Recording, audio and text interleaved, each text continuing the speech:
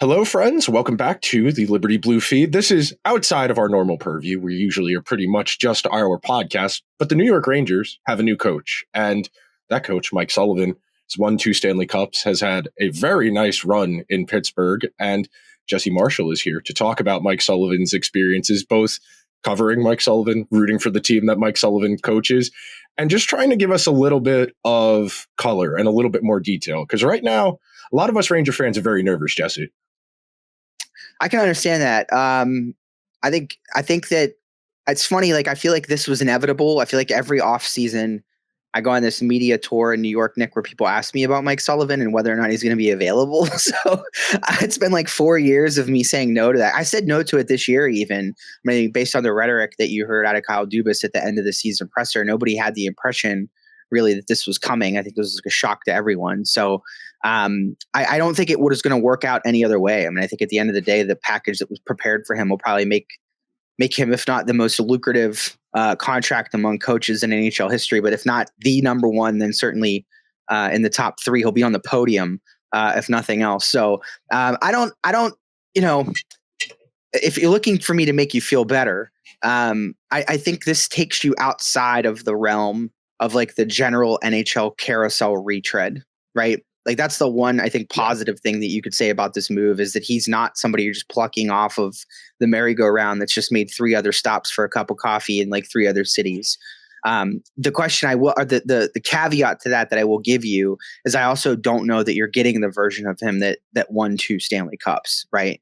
And like, I think this one has more warts on it than that one did. Granted, like, I think a lot of people would tell you, Nick, this decision should have been made 3 years ago, right? Like, it went on for too long and festered for too long. And like, I joked throughout this year, like, if you were to come up with a list of 10 things a hockey team does when they have lost their coach, when there's like a total dysbiosis between the coach and the room, the Penguins would have exhibited like 8 of them this year, like if not 9, right? So, I think it's shocking to me that it happened, but at the same time, we're all wondering what took this long, if that makes sense, right? Like, the rhetoric was so sound around him, and he seemed to have like a direct hand in the decision-making processes.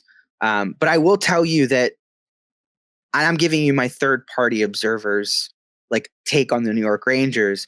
Like, I think some of the drama, for lack of a better term, that you've dealt with over the last couple of years will not happen under his purview. Like, it's just not going to happen. Like, I tell this story to everybody, Nick, like, to give you like the Penguins perspective, like, you go in the Bilesma era, he wins the Stanley Cup. The end stretch of that is very sour, like a lot of losses that should have been potentially other Stanley Cups. I think from the Pittsburgh perspective, you go out, get Jerome McGinley, you play him in the wrong position. Tactically, he got worked at the end of his tenure here. And then they bring in Mike Johnston, who's a junior coach, right? Is not really ready for the national spotlight, and like turned Crosby and Letang and Malkin into these like, defensive reactionary forwards and defensemen. And that's not what they are. So when Mike Sullivan comes in, he swings for the fences. He opens the system up. He lets things go. But the seminal moment for me was his third game in Pittsburgh. I don't need to tell you that there was a culture around Pittsburgh of like the Penguins talking a little bit to the officials too much, right? Like, you think back to like 2015, 2014, that sort of trope about them was not only true, but it was still active. And it was his third game on the bench, and I think they were in Ottawa. They were on the road. They were having a brutal night against the officials, just one of those lopsided affairs. And the bench is just going crazy. You could see the players chirping the officials. Sullivan's trying to have this conversation. And Nick, he looks at everybody on the bench and says, "Shut the up." Like, you know what I mean? Like, looks at Sidney Crosby and tells him to shut up. Like, this is my job, not yours. Be quiet. And that like was the start of this cultural change and this organizational change, like within the Penguins, where like that kind of stuff didn't fly anymore.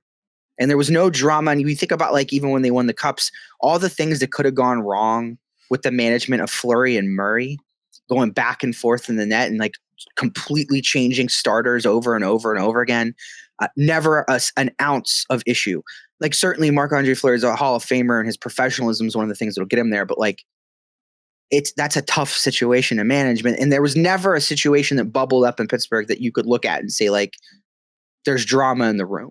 Like Iron Fist style stuff. He got a lot of respect. People listened to him, and he didn't tolerate, I think, a lot of like bad practice habits and, sort of laissez-faire attitudes and like chirping the officials. Like that all stopped. So, I think from your perspective, I think like some of the things you've gone through and the personalities you've had to manage in New York, like I think that's about to get a lot easier. Definitely something I am looking forward to. So naturally, the first part of this conversation, I wanted to talk about how things ended in Pittsburgh, because I've said this to Hunter Hodes of Locked On Penguins for the last 3 seasons now. I don't understand why this team isn't better. They have enough talent where even if they're not a playoff team, they should be the first team out, if not in the playoffs outright. I mean, coming off of 20, the series against the Islanders, 21, the series against the Rangers, that very much could have gone the other way. I still think the Penguins probably win that series if they replay it probably 7 or 8 of the 10 times. Just so happens this is one of the 2 times the Rangers do win it. And slowly but surely, it just kind of, something like you said, something kind of lingered, and maybe it's just, natural course of action. I mean, when you're in one place for an extended period of time, it's natural that voices get stale, even good ones. I don't think Bruce Cassidy was the problem in Boston, but I do think if you're in the same place for an extended period of time, that does start to wear thin on guys, and it does become a little more challenging. And the one reason I thought this wasn't going to happen, I figured as long as Sid was there and he was still in on Mike Sullivan, he was staying indefinitely. I figured that was my attitude as well. Yeah, as soon as when Sid retired 2 years from now, assumingly retires 2 years from now, then I thought Sullivan would have gone. Because what's going to change realistically in the next 2 years? You're going to get younger guys. Maybe you want a little more of a development first coach to guide them along. But I'm still kind of in shock. The Penguins and Mike Sullivan agreed to part ways. Yeah. Yeah, I mean, if you think about being a development first coach, I mean, this is the guy who created the careers of Brian Rust, Jake Gensel, Brian Dumoulin even, right? You could throw his name in that hat. I think they all are guys that blossomed and sort of progressed under Sullivan. He got a lot of guff in Pittsburgh for not playing young players after that crop of his quote unquote guys, as he was a coach in Wilkes-Barre at the time, came up and through. But my counter argument to that, Nick, is they didn't have anyone good enough to cry about.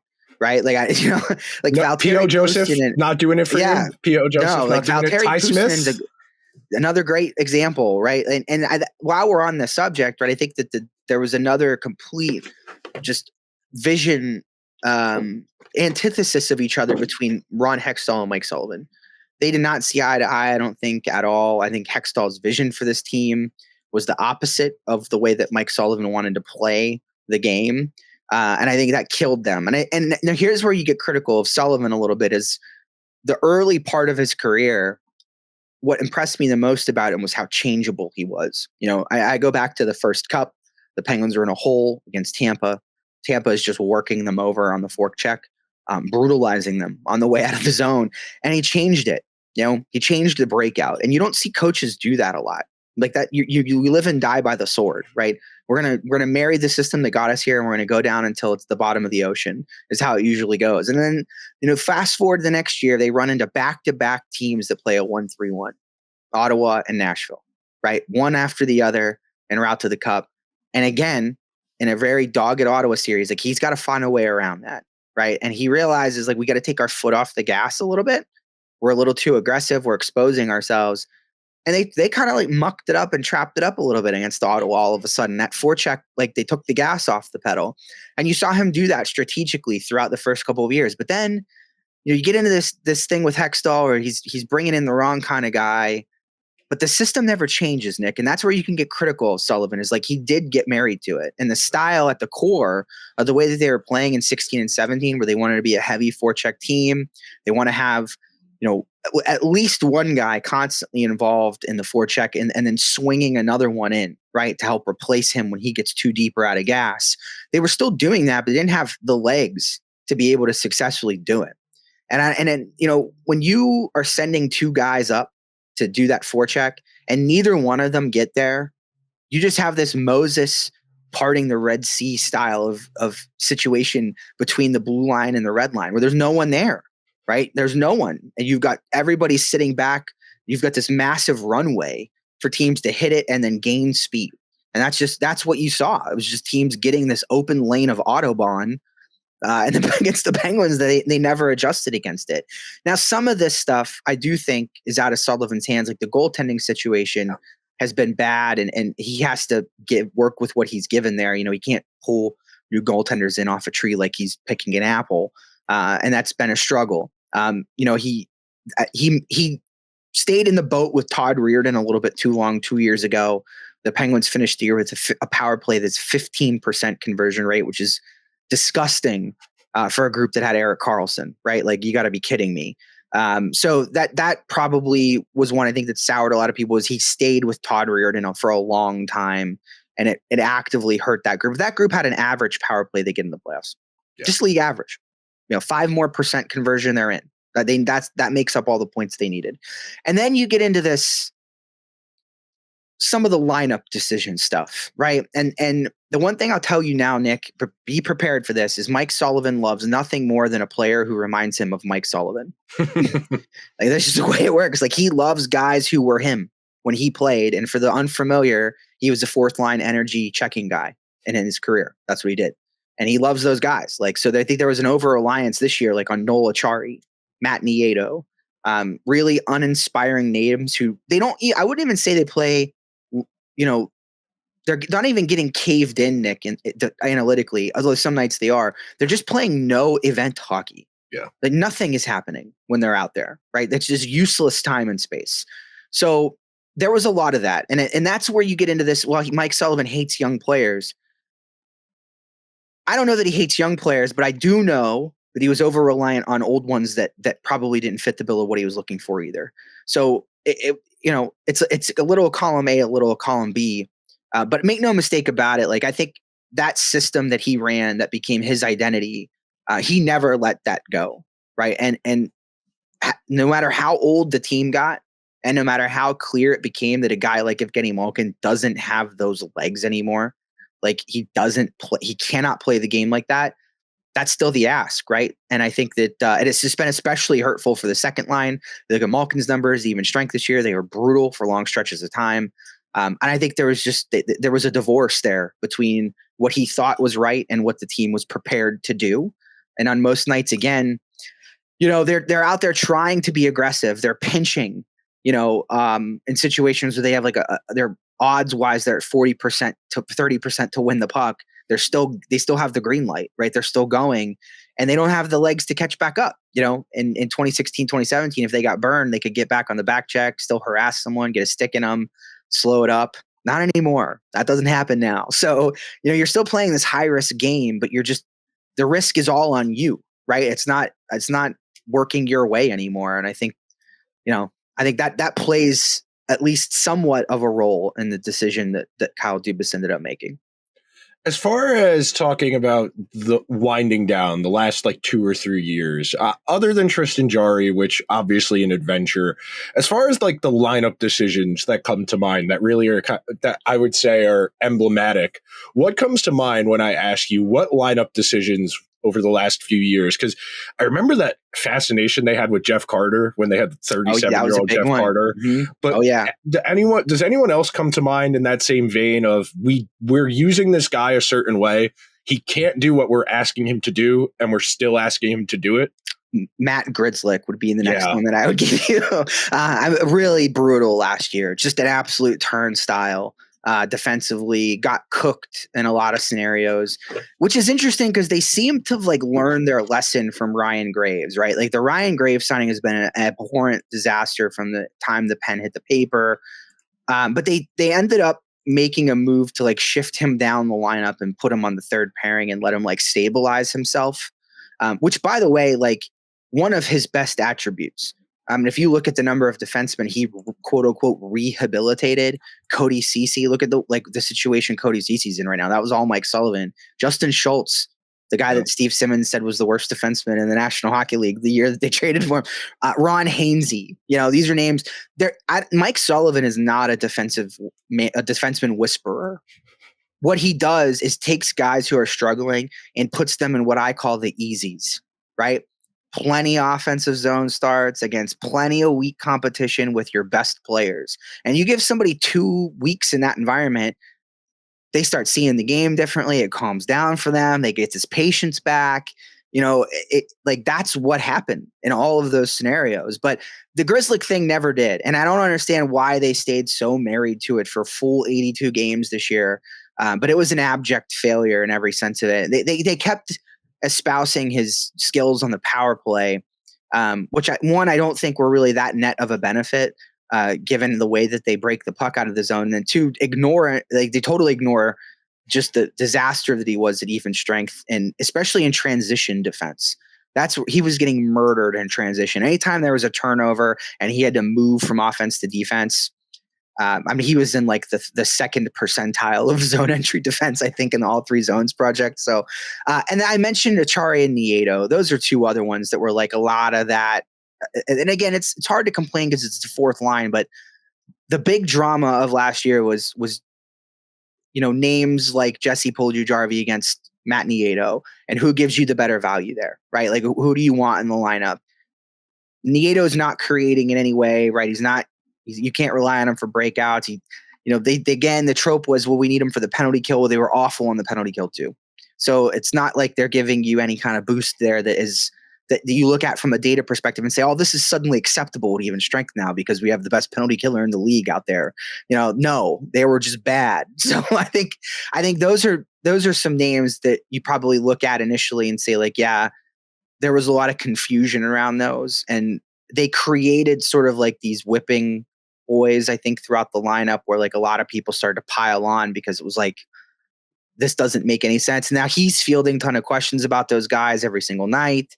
And he gets heated about it and annoyed about it. So, it was sort of like this, there was always at least one of those players you could point to and say, like, yeah, this is the guy now, but I also could see how Mike Sullivan like sees himself in this guy. So it makes sense, he kind of had like that, he's just being nostalgic thing. I definitely can understand that. Opening it up a little bit more and starting to transition towards talking about the Rangers end of this. One of the real issues for the Rangers this past season was everybody lost their confidence pretty much simultaneously. And Laviolette had no way of kind of getting people back on board. As far as when things get dire and the vibes are tanking, it's obviously a little bit different because you have Sidney Crosby in the room, who's effectively a second coach too, as far as keeping everything going. But that's been the Rangers' issue the last 3-4 seasons, is as soon as they hit a patch of adversity, they can't get it back on the tracks. How would you describe Mike Sullivan is at trying to steer out of that? Yeah, I would say that's first, that's a good question. The first one is he is a tinkerer by nature. I mean, you're talking changing the lines, trying new things at practice, thinking outside the box with combinations. If he has a sense of a bad vibe, it doesn't stick around very long. I think there was actually sometimes people would complain, and I never found myself in this boat, Nick, but a lot of people, because we're not giving enough time. You're not giving enough time for it to gel. Like, you're not giving enough things enough time to like come together and like mend and develop chemistry, right, so to speak. So I don't know that I agree with that, but that's the first thing. And then the second thing is he does a lot of video work. I mean, I would argue that also was a big cultural shift in Pittsburgh, is that he made it was the guy who brought iPads down onto the bench. Like, he was like, I want iPads on the bench. I want to be able to sit there with a guy and show him live what I want him to do and what my feedback is for the specific instance, right? That was a huge shift. A lot of off days, right? There was this hilarious moment, Nick, a couple years ago where somebody was asking him a question about why he does his skates a certain way. Because the Penguins end up with a lot of days off around game days. He doesn't like to do game day skates, not a big fan of it. And he said, when I first came into the league, that was the way it was always handed to me, was, you have this tradition that you live by over and over and over again. He goes, I used to think about my grandmother when she would make this Easter ham, right? She would get this pan and the ham was always bigger than the pan and would be hanging out over the side, right? And the juice would spill when you were trying to take it out of the oven, right? And like, he gets into this anecdotal story about how like, finally one day he said to his grandmother, like, why don't you just get a bigger pan? And she was like, why would I do, like, this is how we do it. And he was like, and it was that moment that I realized like I needed to do the opposite of like everything I had learned as a coach. So but I think it's a cultural maintenance thing too, right? Like you don't have any of that. Like he's a tough guy who, demands accountability. And, I go back to that thing where he's yelling at the players to stop talking to the officials, but there's not like that era of like embarrassment where you bring the group together and you show the video and like, look at how bad this guy was. We're going to publicly, make fun of him for it. It's a lot of one-on-one individual stuff where he's meeting with guys himself. They're coming into his office. I think that when you talk about confidence as this like intangible that we can't define and it like, it's hard to capture, like that helps, right? When your coach is spending that time with you to say like, look, like I want you to do this specifically. Like you are going to look at this video together, to the point that sometimes it's happening in game live on the bench. I think that helps dig people out of those periods where, they get stuck. Continuing along, that really is the Rangers' defining issue over the last handful of seasons. You think about how those series went. They had leads in both the series against Florida and against Tampa Bay, and those teams just dug deeper. Florida and Tampa Bay just found that next gear.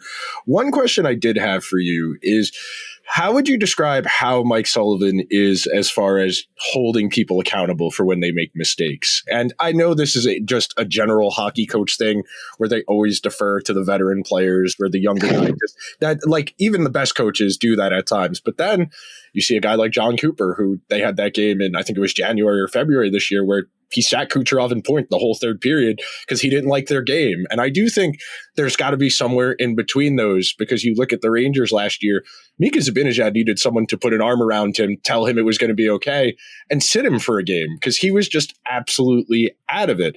How would you describe how Mike Sullivan handles it in that respect, as far as when players are messing up consistently? Is it demotion in the lineup? Is it trying to find some way to get them going? Because that's what Laviolette tried to do this year.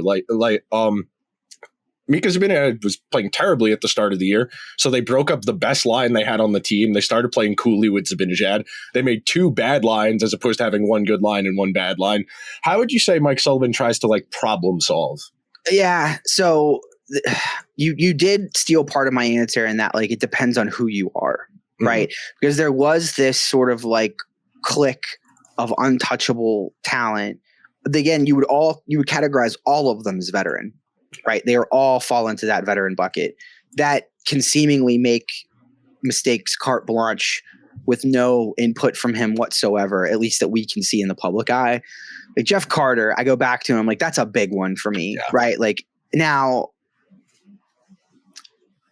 you had a situation this year earlier in the season where Owen Pickering comes up, right? And Owen Pickering, for those that don't know, is like not an immobile one-way defense. He's more of a one-way guy. Like he's tidy in his own zone, right? He can move the puck, but he's Brian Dumoulin 2.0 is really what he is at the end of the day.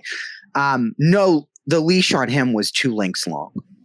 He got a lot of yanks.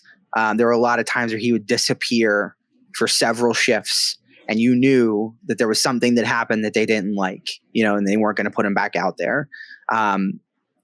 Younger players had it tough, truth be told. There was less grace, I would say, is the best way to put it, right? Less tolerance for the bad than what you had at the top side of the lineup. I don't think that's uncommon, like you said, to NHL coaches, but I also don't think it was symptomatic of the early part of his career. I think it became more of a thing as time went on. And I think, again, as your message sort of gets reiterated time and time and time again, you have to find new things to like to provide some level of culture shock. And maybe that's why it was such a recent development, is that, it was born out of necessity. But earlier in his coaching career, like with the Penguins going back to like 2015, 2016, again, I go back to line switching. That was it, right? Like the Kessel thing had to be managed with kid gloves, right? Because he's such a unique personality, and you have to be careful with how you chastise him, because you do it the wrong way, you lose it, right? You lose him completely. He never lost Phil Kessel, right? And he moved them around a lot. I mean, if you think about it, like he had to sell Phil Kessel on playing on the third line with Nick Bonino and Carl Hagelin, right? Like that wasn't what the vision for Phil Kessel was when he came to the Penguins. It was, I'm going to play in the top 6. I'm going to put me with Sid. I'm going to score 41. It's going to be easy.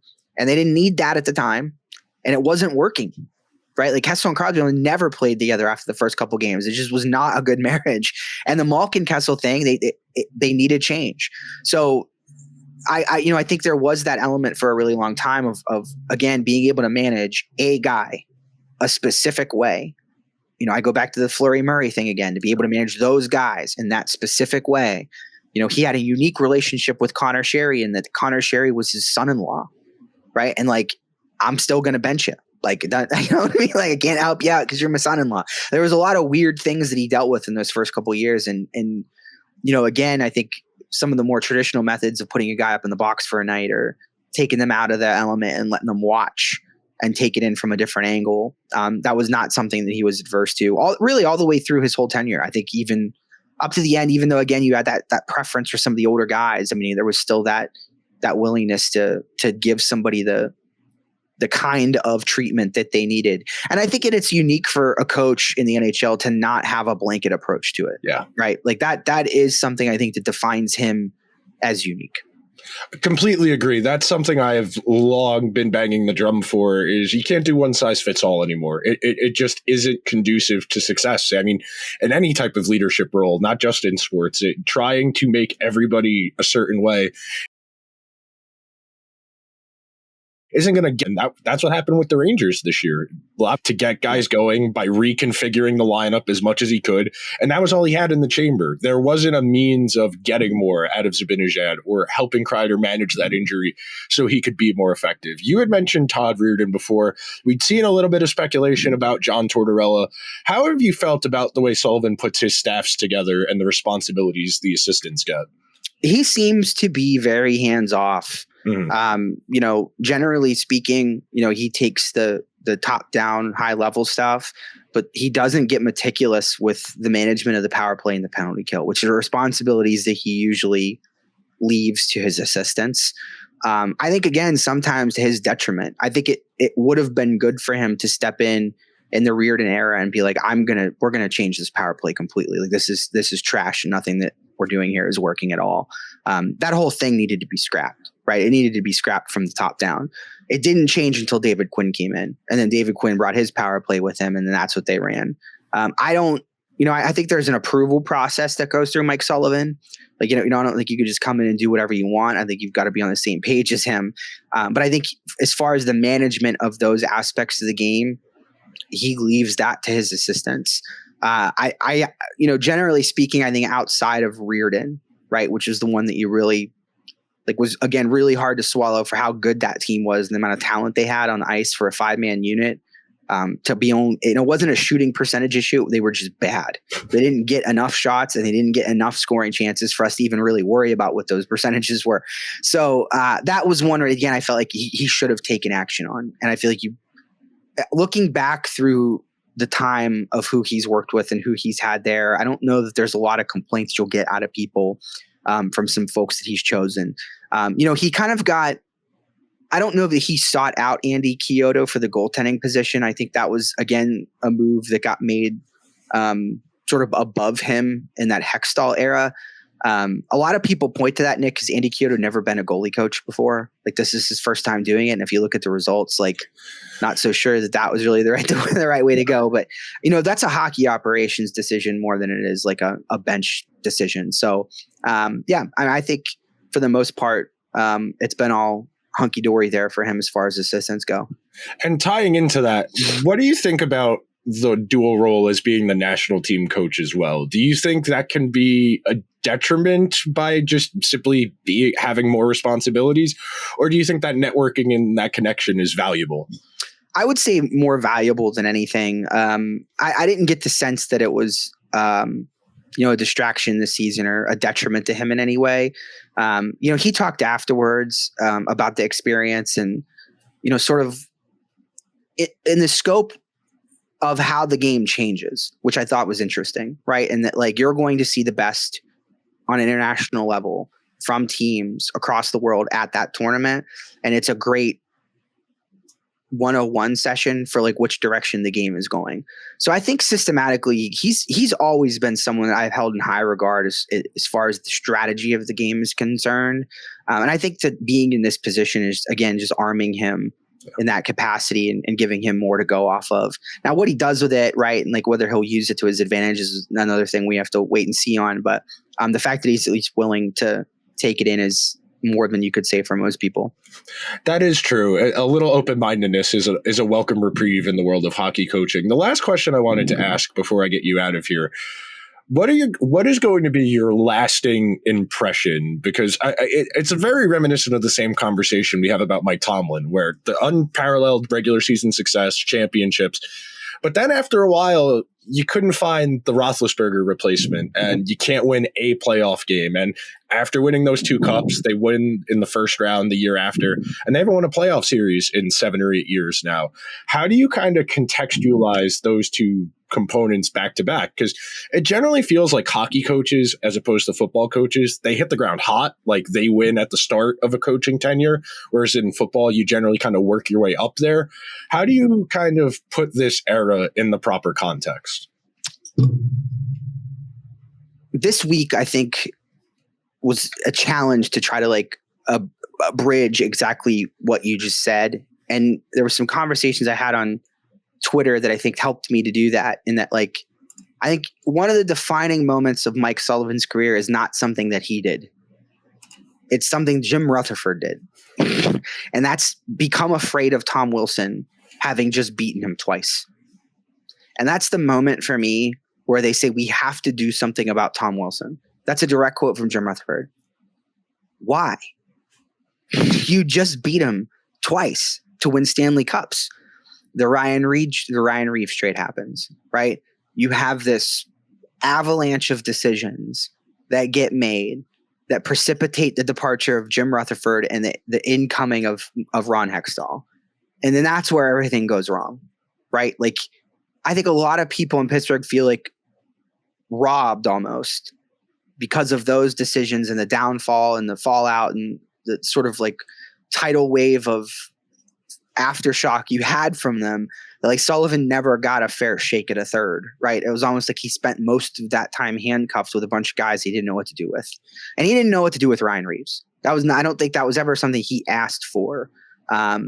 I think Oscar Sundquist was a Mike Sullivan kind of player. Like, I think he would have much preferred to hold on to the pick and Oscar Sundquist than go out and get a guy that he can't deploy at even strength. And I think that created sort of like the divorce between him and Rutherford. I don't think he was ever on the same page with Ron Hextall. I think that was just a mess from start to finish. And then Kyle Dubas really tried to dig out of that.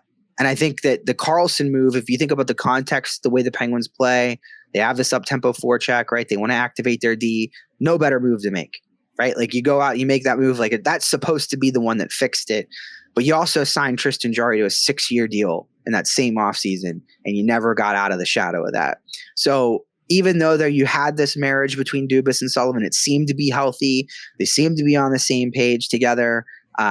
They still had these ghosts in the lineup that they were just possessed by for 3 years, and they could never shake.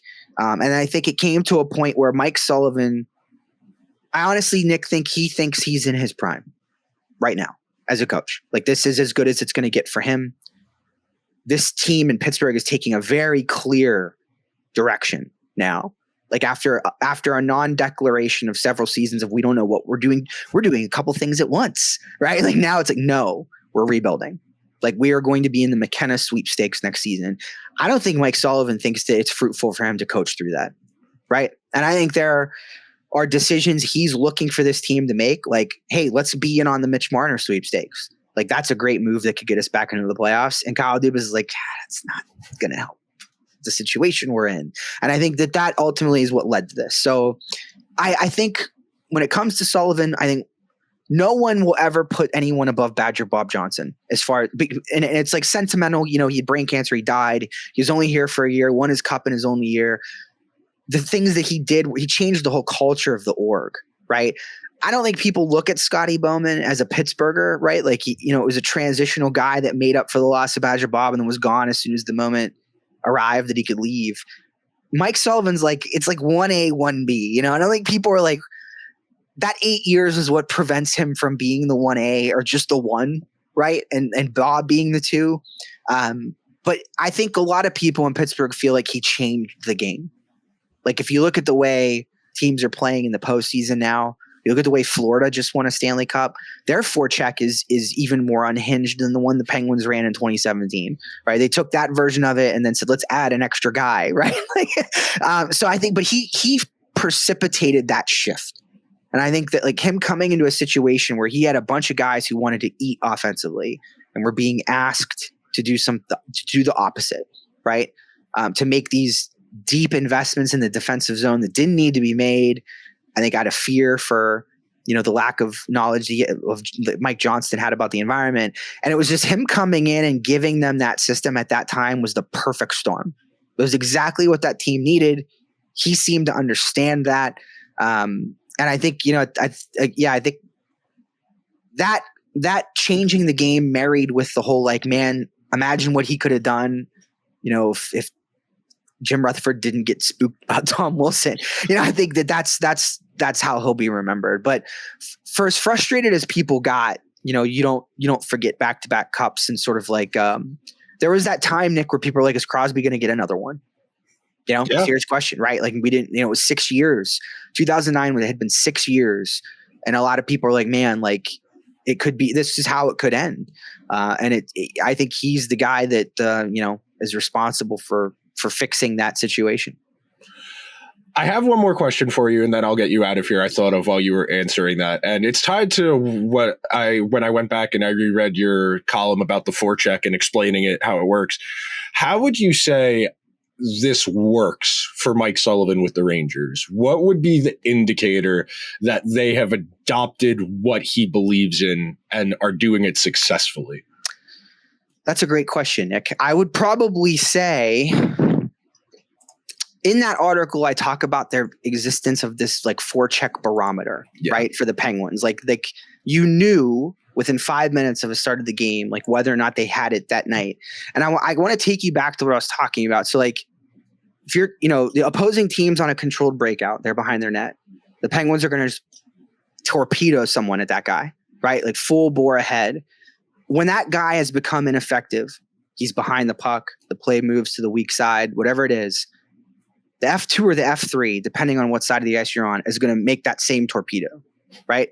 So now you have another active forechecker with the other one peeling off, or as I like to call it, swinging back to replace the one that just came in, right? So it's sort of like this constant cycle of motion. It's like a tumbler, like turning your dryer on, right? And letting it run in high is this constant in and out of guys, in and out, in and out. And you can see that swing happen where somebody gets the moment they say this guy's not effective anymore, he peels and the next one comes in. If you see that, that's a pretty good indication that it's the old Mike Sullivan special, right? It's the usual get them up there, get them stirred up and try to make life difficult on those defensemen and make that investment. Now, when it's not working, you end up with no one between the two blue lines at all in your team. It's just there's just an empty sheet there for the other team to have at it and like do whatever they want.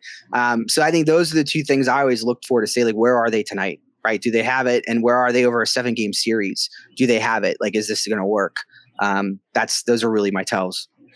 It's really interesting because everything you're describing are things the Rangers don't do. The Rangers don't forecheck aggressively. They don't follow up if the first forechecker doesn't win or force pressure or force a change in direction.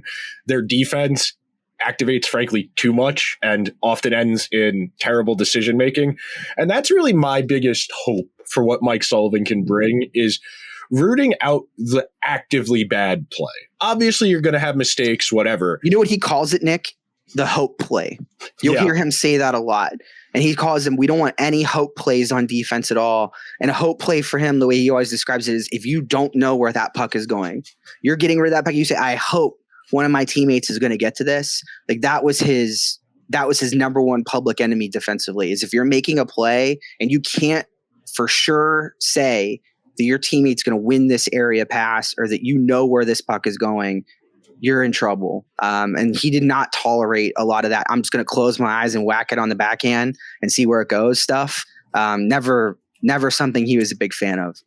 You're talking good words. These are things I like to hear because the Rangers defense this year was the reason they didn't make the playoffs. As much as the power play was awful, one of the biggest one-year regressions I can recall in recent memory on the power play, their defense was the second or third worst in the entire league at high danger chances against. I mean, the Rangers entered the year with expectations of being a Stanley Cup contender, and they gave up more high danger chances than the Sharks this year.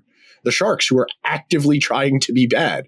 So the hope is Mike Sullivan can restore some sanity and, God willing, a little bit more luck going their way. You know, if they go 10-10 as opposed to 5-15 from November through December, they make the playoffs, and Laviolette might still very well be the coach. So you have a little bit working for you in that respect coming into this job if you're Mike Sullivan, that you're due for some positive regression. And just frankly, things can't possibly be as bad as they were last year. It would kind of be remarkable for that many things to go wrong 2 seasons in a row. Yeah. Yeah, the one thing I'll tell you is that in times where he has a really good goaltending, he does not like to converge on that goaltending and like over rely, invite pressure on it, so to speak, right? And like sort of capitulate to the other team and be like, we have this really good goalie. He likes to play vis-a-vis that forecheck and rely on that good goalie to be there at the times where look, if you're playing with that level of aggression over 60 minutes, Nick, you're not going to catch them all. Yeah. Right? You can try to beat Pokemon as much as you want. Somebody's getting through. If somebody's going to beat you, you're going to make a mistake. It's going to have puck's going to bounce funny. That's where he relies on that goaltending, is to be superhuman in those handful of moments. Right. Otherwise, we're going to make your night easy and we're going to play in the offensive zone. You talked about 65-35 a lot. Like if we can forget shot attempts and like forget the metrics. If we could just physically be present in the offensive zone 60 to 65% of the time, we're going to win most nights. That is an admirable goal. I hope the Rangers are capable of fulfilling. Jesse, thank you so much for your time. If you want to plug, by all means. Yeah, look, I got a YouTube channel at JMarshFOF. I am just pumping out draft tape right now. I've been doing it for months, like 10, 12-minute mixtapes on the top 40 prospects, James Higgins, tomorrow or Tuesday. We'll see how it goes. But yeah, we've already got like 18, 19 of them up. So if you're interested in the draft, come on by. We've got plenty of video for you to take in. Thank you so much, Jesse. I will talk to you guys real soon for a normal episode with Andrew. I will see you guys then.